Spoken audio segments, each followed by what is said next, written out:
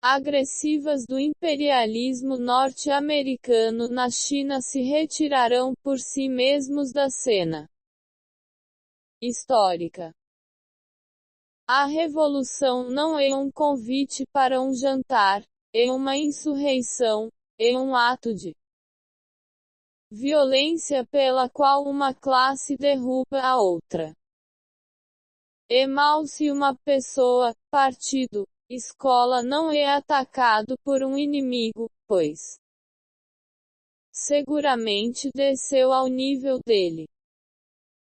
É bom se formos atacados pelo inimigo, isso prova que traçamos uma clara linha de marcação entre nós e eles.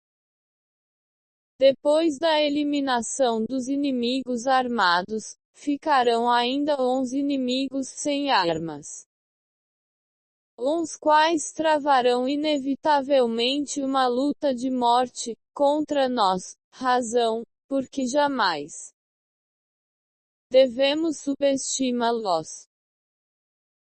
Todas as ideias errôneas, todas as ervas venenosas, todos os monstros devem ser submetidos à crítica. Em circunstância nenhuma devemos deixá-los crescer livremente.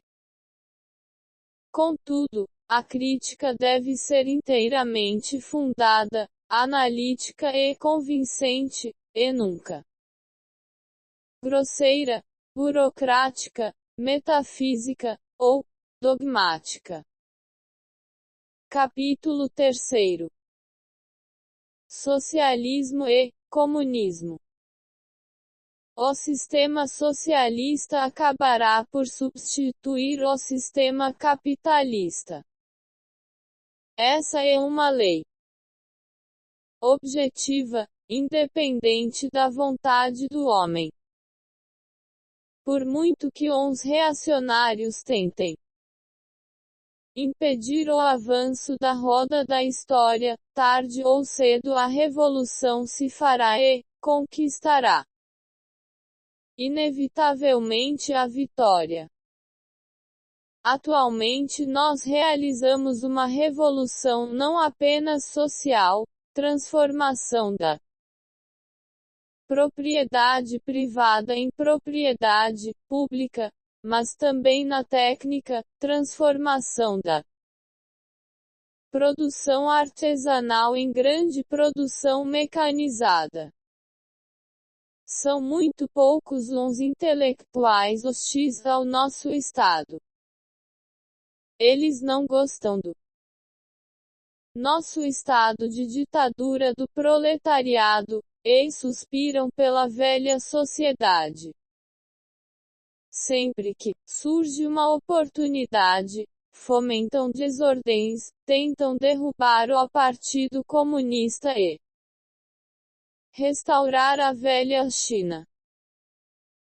Tais indivíduos encontram-se nos círculos políticos, industriais, comerciais, educacionais, científicos, tecnológicos e religiosos, e são reacionários em extremo. Entre as características dos 600 milhões de chineses destaca-se o fato de estarem na pobreza, e em branco. Aparentemente isso é uma coisa má, mas na realidade é uma coisa boa. A pobreza provoca o desejo de mudança, de ação e revolução e numa folha em branco, é possível pintar uns mais frescos e belos caracteres, uns mais frescos e belos quadros. O nosso Estado é uma ditadura democrática popular. A sua primeira função é reprimir classes e uns elementos reacionários, bem como uns exploradores que no nosso país resistem à revolução socialista, reprimir aqueles que tentam sabotar a nossa construção socialista, quer dizer, resolver as nossas contradições internas, entre nós e os nossos inimigos. Por exemplo, prender, julgar e condenar certos contra-revolucionários, bem como privar por certo tempo uns senhores de terras e uns capitalistas burocráticos do direito do voto e da liberdade de palavra, tudo isso entra na esfera da nossa ditadura. Capítulo 4. A justa solução das contradições no seio do povo. Nós estamos confrontados com dois tipos de contradições sociais, as que existem entre nós e o inimigo, e as que existem no seio do povo. Para compreender essas duas contradições, nós devemos ser bem claros na definição de povo e inimigo. Na etapa atual de construção do socialismo, todas as classes, camadas e grupos sociais que aprovam, apoiam e trabalham pela causa socialista, entram na categoria de povo, enquanto todas as outras classes, grupos sociais que resistem à revolução socialista, e hostilizam, ou sabotam a edificação socialista são inimigos do povo. A questão da eliminação dos contra-revolucionários é uma questão de luta entre nós e o inimigo, uma contradição entre nós e o inimigo. A única via de resolver as questões de natureza ideológica, ou as controvérsias no seio do povo, e o uso do método democrático, da discussão, da crítica, persuasão e da educação, e nunca o uso do método de coerção ou repressão. É necessário criticar os defeitos do povo, mas ao fazê-los, é preciso partir verdadeiramente da posição do povo e agir inspirado no desejo ardente de defendê-lo e educá-lo. Tratar uns camaradas como nosso inimigo é assumir a posição do inimigo. A rebelião na Hungria em 1956 foi um caso em que uns reacionários, dentro de um país socialista, explorando as contradições no seio do povo, fomentaram a dissensão e criaram desordens, tentando atingir seus objetivos conspirativos. Capítulo 5. Guerra e paz. A guerra é a continuação da política. Nesse sentido, a guerra é a política e é, em si mesma, um ato político. Desde os tempos antigos, nunca houve uma guerra que não tivesse caráter político. Então a guerra é uma continuação da política, por outros meios. Quando a política se desenvolve para uma certa etapa além da qual já não pode progredir por meios habituais, a guerra instala para remover do caminho uns obstáculos. Quando uns obstáculos são removidos e o objetivo político alcançado, a guerra termina. Mas se uns obstáculos não são completamente removidos, a guerra ainda tem que continuar. pode-se dizer que a política é a guerra sem o derramamento de sangue, é a guerra, a política sangrenta.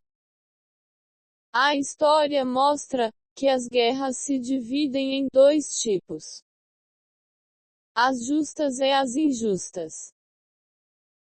Todas as guerras progressivas são justas, e todas as guerras que impedem o progresso são injustas.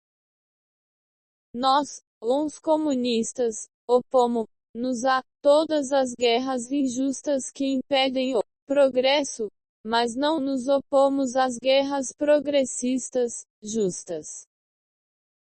E não só não nos opomos às guerras justas, como também fazemos parte delas. Como por exemplo de guerra injusta, temos a Primeira Guerra Mundial, onde as duas partes lutaram por interesses imperialistas, razão, porque os comunistas do mundo inteiro se opuseram a ela. O modo de se opor a uma guerra é fazer o possível para que ela não estale, mas se chegar a estalar, o modo de se opor a ela é combater a guerra com guerra. Todos os comunistas devem compreender a seguinte verdade: o poder político nasce do fuzil. A tarefa central é a forma suprema da revolução, é a conquista do poder político pelas armas, é a solução desse problema pela guerra. Esse princípio revolucionário do marxismo-leninismo é válido universalmente, tanto na China como em todos os outros países. O nosso país e todos ou outros países socialistas querem a paz. O mesmo acontecem com os povos de todos os países do mundo.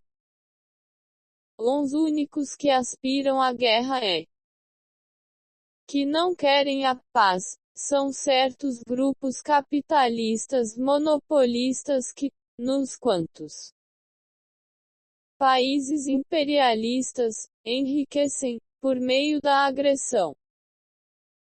Para estabelecer uma paz durável no mundo, devemos desenvolver ainda mais a nossa amizade e cooperação com todos os países irmãos no campo socialista, e reforçar a nossa solidariedade com todos os países amantes da paz. Devemos apoiar ativamente o movimento de libertação e independência nos países da Ásia, África e América Latina, assim como o movimento pela paz e as justas lutas em todos os países do mundo. Nós desejamos a paz.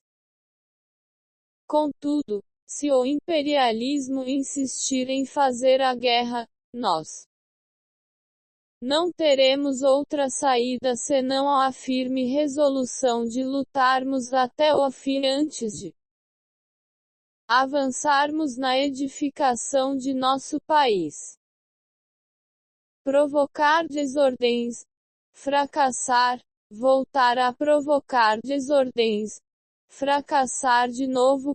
Até sua própria ruína, eis a lógica do imperialismo e de todos os reacionários do mundo em relação à causa do povo.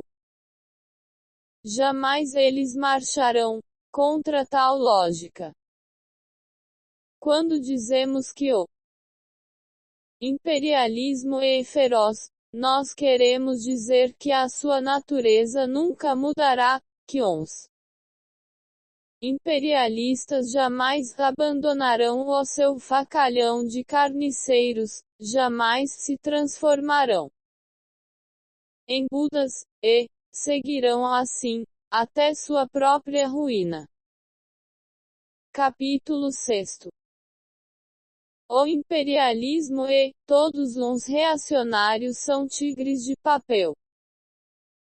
Todos os reacionários são tigres de papel. Na aparência, os reacionários são terríveis, mas na realidade não são assim, tão poderosos. Vendo a longo prazo, não são os reacionários, mas sim o povo quem é realmente poderoso. Levantar uma pedra para deixá-la cair depois nos seus próprios pés, é um ditado chinês que descreve o comportamento de certos tontos. Os reacionários de todos os países são tontos desse tipo. No fim das contas, as várias perseguições que promovem contra os revolucionários apenas servem para acelerar a revolução popular numa escala ainda bem maior. Na guerra, as batalhas só podem ser travadas uma a uma e as forças inimigas só podem ser destruídas pedaço por pedaço. As fábricas só podem ser construídas uma a uma. Os camponeses só podem lavrar a terra parcela por parcela. O mesmo é verdade quando se come. Estrategicamente, não temos medo de tomar uma refeição. Nós sabemos que podemos comê-la por completo. Na prática, porém, nós só comemos bocado por bocado. Seria impossível engolir de uma só vez o banquete inteiro. A isso chama solução uma a uma. Em linguagem militar, diz-se esmagar o inimigo unidade por unidade. Capítulo 7. Ousar lutar é ousar vencer. Povos de todo o mundo, univos e derrotai os agressores norte-americanos e todos